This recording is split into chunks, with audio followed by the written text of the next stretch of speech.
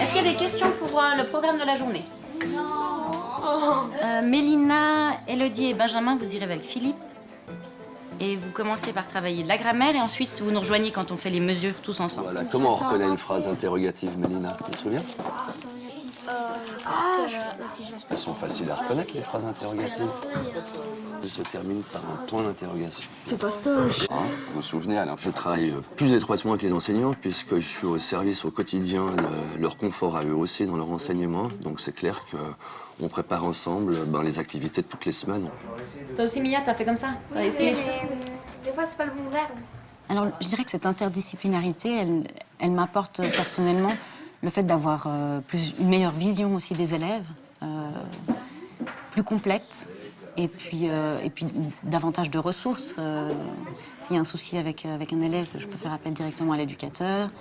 Les difficultés en français ou en logico-maths peuvent être reprises directement avec la logopédiste au sein de l'établissement. Donc c'est une vision plus poussée et puis plus rapprochée de l'élève. C'est quoi? Hein, vous vous souvenez, les phrases qui commencent par ces petits mots? Comme, quel, que. C'est un regard un petit peu différent que celui que peut porter un enseignant ou une enseignante. Dans la connaissance qu'on a sans doute de la psychologie des enfants, de la construction de leur intelligence, de leur savoir et des différentes étapes qu'ils parcourent pour pouvoir progresser dans leurs apprentissages. Le fait de pouvoir travailler et avec moi en classe et avec Philippe en remédiation, reprendre la même notion en logopédie par exemple, ça permet justement vraiment à l'élève de mettre plus de sens. Et puis c'est comme ça qu'on le voit progresser. Et c'est dans ces moments-là qu'on se dit, bon, on a bien fait notre travail.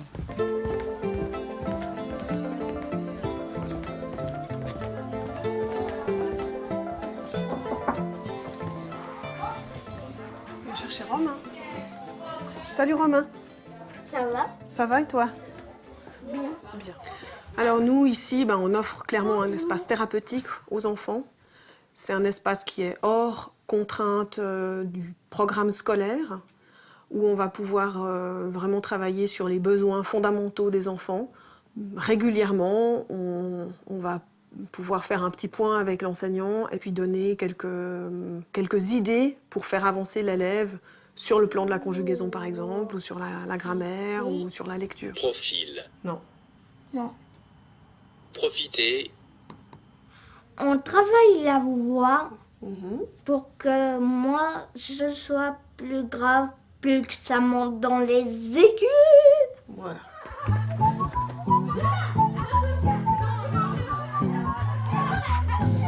Oui, alors c'est une image, effectivement, j'appartiens vraiment à l'école, mais électron libre dans le sens où je peux intervenir à peu près dans tous les lieux de l'institution.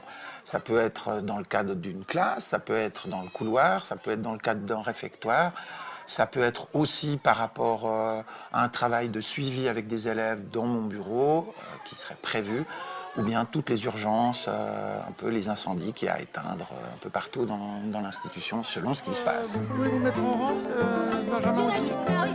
Non.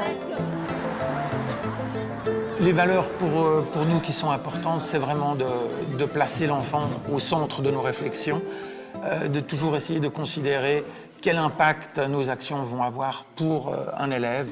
En attendant, on va prendre un petit moment pour se mettre en cercle. Alors pour moi, l'aïkido, c'est des activités qui permettent aux élèves qui sont plus inhibés au niveau scolaire de montrer d'autres capacités qu'ils ont en eux, de révéler des potentiels qu'ils ont à l'intérieur d'eux et de leur redonner confiance par rapport aux activités scolaires.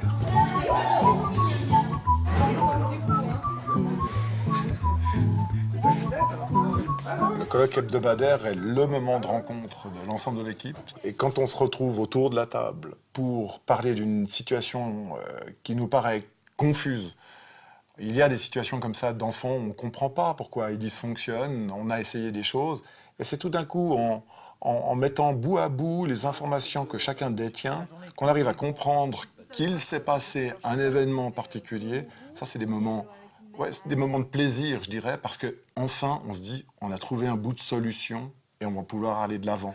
Et de les voir revenir à l'école avec le sourire, avec les yeux qui pétillent, je crois que c'est une des plus belles choses qu'on puisse vivre en tant que professionnel dans l'éducation.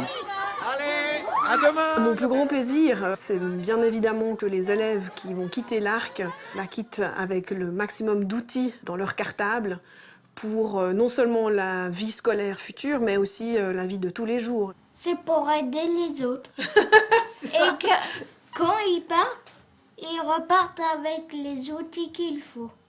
C'est juste. Je vous aime.